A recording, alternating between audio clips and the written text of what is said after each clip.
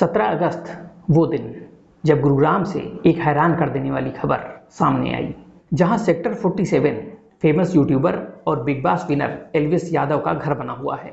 जब सुबह 5:30 का समय रहा होगा और अचानक इसी इलाके में कई राउंड गोलियां चलने की आवाज आती है। पहले तो लोगों को कुछ समझ नहीं आया कि आखिरकार ये माजरा क्या है और ये फायरिंग की आवाजें कहां से आ रही हैं।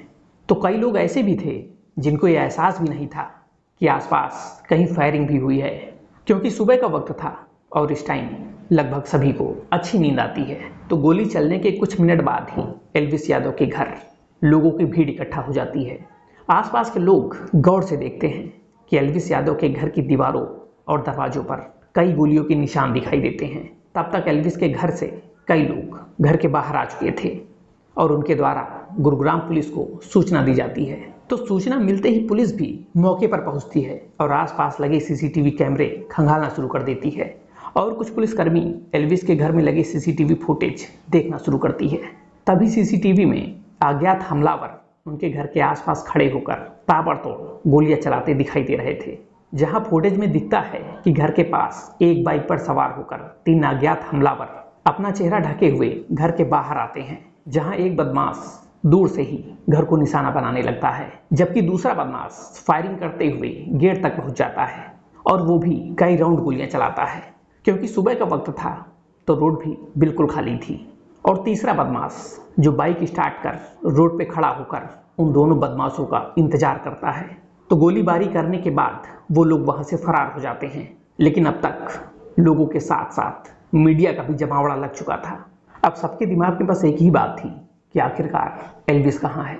तो थोड़ी देर बाद ही एल्विस के पिता घर से बाहर आते हैं और उन्होंने मीडिया को बताया कि एल्विस अभी यहाँ नहीं है, वो किसी काम से बाहर गए हुए हैं। और साथ में एल्विस के पिता ने यह भी बताया कि गोलीबारी से किसी भी प्रकार का कोई भी जान माल का नुकसान नहीं हुआ है। लेकिन अब सबसे बड़ा सवाल था कि आखिरकार किसने इस कांड को अंजाम दिया है और क्यों। लेकिन इधर गोलीबारी की कई घंटे बीत जाने के बाद भी अभी तक ये पता नहीं चल पा रहा था कि आखिरकार किसके द्वारा गोलीबारी कराई गई है। और तभी सोशल मीडिया पर विदेश में छुपे हिमांशु भाऊ गैंग की तरफ से एक पोस्ट शेयर किया गया, जिसमें लिखा था कि जय भोले, हाँ भाई, राम राम सारे भाइयों को। आज जो एल्विस यादव के घर गोलीबारी हुई है वो नीरज भाऊ और बितौलिया ने चलाई है और इसको आज हमने अपना परिचय दिया है। बहुत घर बर्बाद कर लिए उसने सट्टे का प्रमोशन करके। और जो भी ये सोशल मीडिया के कीड़े हैं सबको वार्निंग है, जो भी सट्टे का प्रमोशन करते मिला उसके पास कॉल या गोली कभी भी आ सकती है।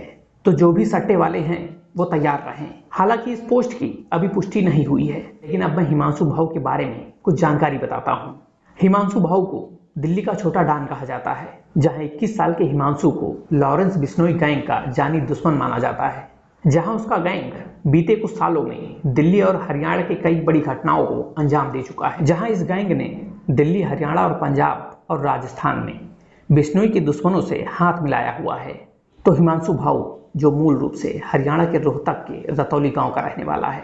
जब पिछले महीने इसी गैंग ने पश्चिमी दिल्ली के एक कार शोरूम में जमकर अंधाधुंध गोली फायरिंग की थी, जहां साल 2020 में गांव के ही एक शख्स से 17 साल के इस लड़के का झगड़ा हो गया था। वह स्कूल में पढ़ने वाला लड़का कहीं से रिवॉल्वर लाकर गोली चला देता है, जहां यह घटना चर्चा का विषय बन गई थी। वहीं पुलिस भी मौके पर पहुंचकर उस लड़के को पकड़ लेती है, लेकिन कम उम्र होने की वजह से उसे किशोर बाल गृह भेज दिया जाता है। लेकिन कुछ ही हफ्तों बाद पता चलता है कि वो लड़का बाल सुधार गृह से भाग चुका है, जहां जांच में ये पता चलता है कि ये वही लड़का है जिसने गांव में गोली चलाई थी।